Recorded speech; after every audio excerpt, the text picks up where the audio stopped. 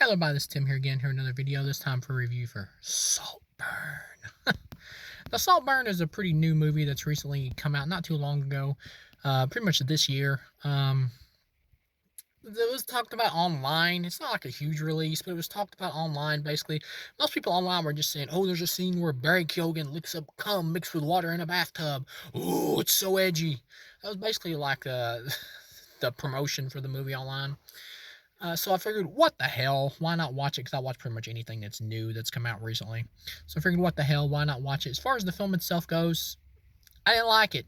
I'd give it a 1.5 star out of 4.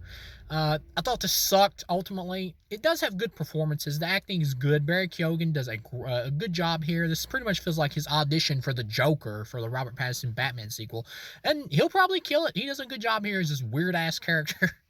But that's pretty much where it ends. Like, all the acting in this is good. And I'll even say the directing in this is good as well. This movie's way over long. It's like over 2 hours for such a simple story. It's just way over long. You got Barry Keoghan's character who comes up at the beginning. He's pretty much this kind of poor dude or whatever. And he's trying to make friends and all that. This kind of posh school. I guess you might have to kind of be in the know about this kind of society and shit and all that, and kind of shenanigans from these types of people, like in these kind of posh places and stuff like that, to really get into this movie. But yeah, he's there and he's like has no friends except this one dude who's like really friggin' annoying. And I'm like, dude, I can see why nobody wants to be your friend, who just kind of yells randomly. But yeah, then he ends up making friends with this other like rich kind of dude or whatever. And when the way it was going, I was like, is this going to be like a gay romance movie? Because the way the rich kind of dude, the rich dude or whatever, acts towards him is like he's flirting with him, like he's gay. So I was like, is this going to be a gay romance movie? And I have no problem with that. Honestly, if it had been a gay romance movie, I probably would have liked this flick better. I think Brokeback Mountain is a great movie. And honestly, with this film right here, I think this film probably would have been stronger if it was just a gay romance movie. But yeah, and then he invites like Barry Keoghan to like meet his family and all that kind of shit. And he goes there, and Barry Keoghan's just like really weird. Like he's got an obsession with this dude or whatever, and he just gets more and more weird. Like there's a scene later on in the movie where like I said, he like licks the dude's cum up out of the bathtub where the dude masturbated or whatever, where it's mixed with water. It just kind of comes out of nowhere. It's just a play into the fact that he's supposed to be like obsessed with the guy or whatever.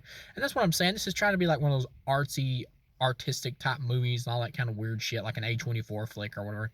But those movies only really work when they're entertaining at the same time, when the artistic like a merit or whatever of what the movie really means in terms of artistic metaphor plays into the fact of what you're watching is like when the artistic metaphor stuff and all that works in a movie when that's like a second layer to a movie that's already entertaining.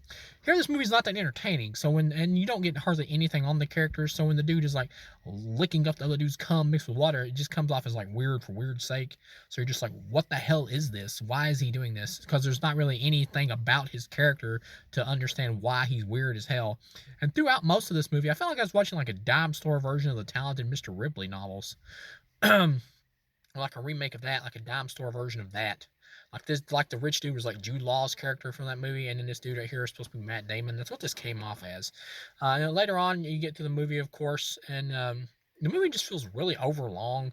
And you get further through the movie, and he's like trying to like hit on the dude or whatever, and the guy like I believe rejects him, and so he winds up fucking killing the dude. So it's pretty much just like a redo of Talented Mr. Ripley. And then you find out that he gets like the other chick who's there living at the place to like commit suicide. He like basically encourages her to do it by putting the razor blades next to her.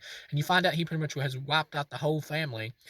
So they could like leave him the money or whatever that their family had and like to him, which is kind of ridiculous that they would do that. It feels really fast tracked at the end. It's just like a montage of death of different characters, like they're just trying to hurry up and wrap it up. And then Barry Keoghan's like dancing naked in the house or whatever at the end. It is kind of funny, and that's where it ends. So it's like, hey.